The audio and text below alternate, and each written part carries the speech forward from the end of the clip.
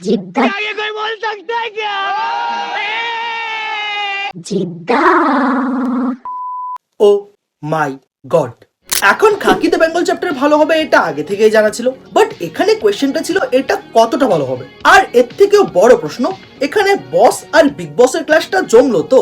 এখন খাকি the Bengal chapter এক কথায় দারুণ একটা সিরিজ। টোটাল 60টা এপিসোড, প্রত্যেকটার duration average 45 minutes to 1 hour. পুরো সিরিজটা শেষ করতে আমার এক যুগ লাগলো, বাট এই টাইমটা totally worth it. Khaki the Bengal চ্যাপ্টারে মেইন ফোকাসই ছিল বাংলার পলিটিক্স আর এখানকার গ্যাং ওয়ার নিয়ে। To be specific, art and culture, Rabindranath, rasgulla এইসবের বাইরেও যে একটা বাংলা আছে ওইটা নিয়ে, যেখানে late 90s too early 2000s এর মধ্যে একটা কেস, বাঘা নামের একটা গ্যাংস্টার আন্ডারওয়ার্ল্ড চালাচ্ছে আর বাঘাকে চালাচ্ছে এখানে কোনো একটা পলিটিশিয়ান। তারপর এখানে বিভিন্ন পলিটিক্স, পরন্দার ক্যারেক্টারের সাথে এখানে কি হচ্ছে, জিদ্দার ক্যারেক্টার এইসবের মধ্যে কিভাবে জড়িয়ে পড়ছে, আর জিদ্দা আর বুম্বাদার মধ্যে যে ক্ল্যাশটা ওইটার শুরুই কিভাবে হয়, কারণ জিদ্দাকে তো ইনিশিয়ালি অ্যাসাইন করছে বুম্বাদাই।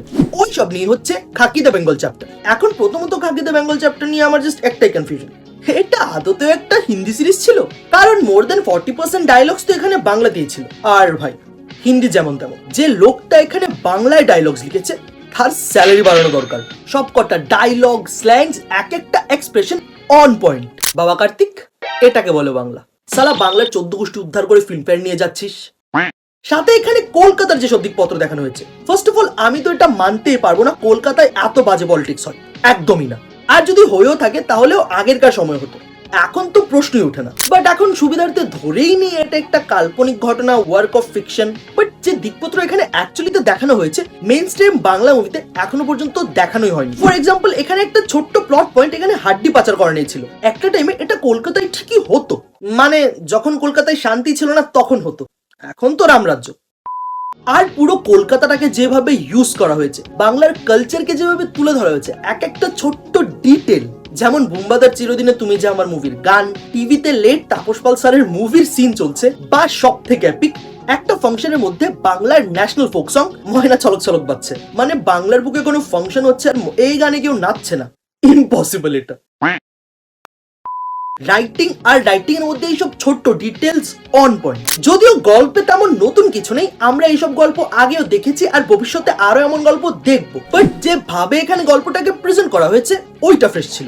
বা বলতে পারো এখানে বাংলার ব্যাকড্রপে আমরা আগে এমন কিছু দেখিনি, তাই ব্যাপারটা আমাদের কাছে ফ্রেশ লাগছে। সাথে এই সিরিজের সবার পারফরমেন্স। এখন জিদ্দা আর বুম্বাদা নিয়ে পরে কথা বলবো, বাট ফার্স্ট এই দুই ভাই ঋত্বিক ভৌমিক আর আদিল জফর খান, সত্যি এই দুজন এখানে বাঘের বাচ্চা। মানে যে লেভেলের পারফরমেন্স তারা এখানে দিয়েছে, সাথে বাকি সব অ্যাক্টরসও এখানে নিজেদের রোলে ভালো। বাট এখানে দুটো টাইটান, ওয়াও, জিদ্দা আর বুম্বাদা। মানে এদেরকে নিয়ে আলাদা করে আর কি বা বলবো। এখন পুরো সিরিজ জুড়ে জিদ্দা আর বুম্বাদা যদিও এতটা স্ক্রিন শেয়ার করেন, বাট যখনই তারা স্ক্রিন শেয়ার করছে এদের মধ্যেকার টেনশন, এদের মধ্যেকার ইগো ক্ল্যাশ, এদের মধ্যেকার যে মাইন্ড গেম চলছে ওইটা এখানে দেখার মতো ছিল। এটা দেখার পর মানতেই হবে বুম্বাদা আলাদা লিগের অ্যাক্টর। বুম্বাদা এখানে was like modern day Shakuni, আর জিদ্দা এখানে ছিল মডার্ন ডে কৃষ্ণ ভগবান। মানে সবাই ভাবছে এখানে গেম তারা চালাচ্ছে, কিন্তু পুরো গেম পেছন থেকে অন্য কেউই চালাচ্ছে। সোজা কথায় জিদ্দা আর বুম্বাদাকে পুরো নিংড়ে নেওয়া হয়েছে পারফরমেন্স ওয়াইজ বলছি। এখন বিহার চ্যাপ্টারের মতোই বেঙ্গল চ্যাপ্টারও ওয়ান এন্ড ডান সিরিজ। আর বিহার চ্যাপ্টারের নাম এসছে যখন, তো বিহার চ্যাপ্টারের সাথে বেঙ্গল চ্যাপ্টারের কম্প্যারিজন কতটা কি ঠিক হবে পার্সোনালি আমি শিওর না, কারণ বিহার চ্যাপ্টারে আলাদা একটা ফ্লেভার ছিল আর বেঙ্গল চ্যাপ্টারের ফ্লেভার পুরোই আলাদা। বলতে পারো অন্যরকম একটা ফ্যামিলিয়ার টেস্ট। এখন এমনটাও না যে বেঙ্গল চ্যাপ্টারের সবকিছুই ভালো ছিল, একটু একটু প্রবলেমস তো আছে। যেমন ধরো ক্লাইম্যাক্সের দিকটা এতটা জমজমাট ছিল না, বাট ওইটা avoidable. So overall Khaki the Bengal chapter must watch, বা বলতে পারো মাস্ট ওয়াচ একটা সিরিজ। কি মানে বেঙ্গল চ্যাপ্টার দেখতে দেখতে নেটফ্লিক্স এন্ড চিল করা যাবে না?